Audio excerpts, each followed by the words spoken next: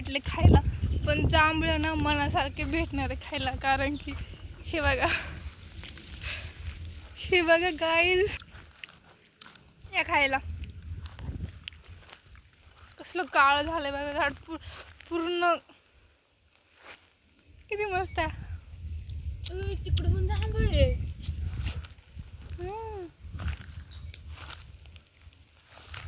शपथ मगाशी असते.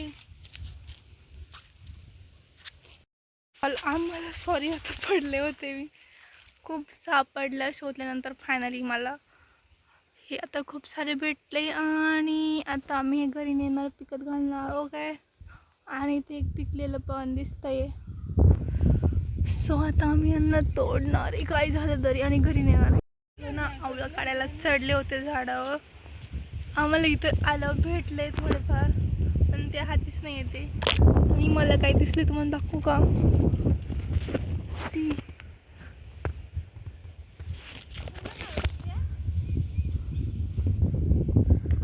आणि हे बघा गायस कशा खायला कुदल्या तिथं बसून. आता आम्हाला भेटले आवळं आणि आम्ही नेणार आहे ते घरी. आणि माझी बहीण तोडते तर बघा, वेरी कष्टाळू पोरगी गाईज.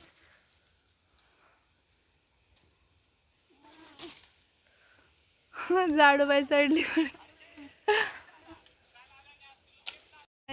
आम्ही आता एवढे आवळे घेऊन चाललोय घरी. आता दिवस सुद्धा माळवायला आलाय बघू शकता तुम्ही.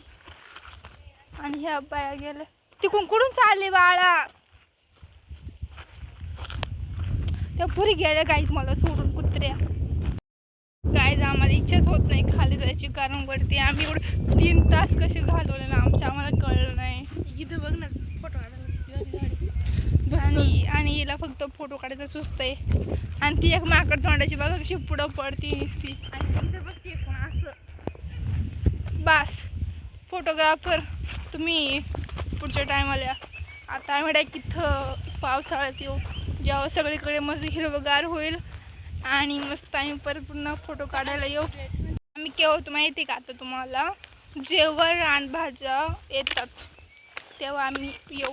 कारण इथं या पूर्ण परिसरात ना मस्त रानभाज्या येतात आणि त्या खायला पण पाहिजे, वर्षातून एकदाच येतात.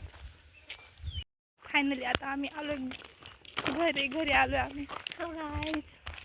बघा आम्ही वाटून कशी घेतले, आम्ही ते वाटून खाणार आहे सगळं. Okay guys, bye bye.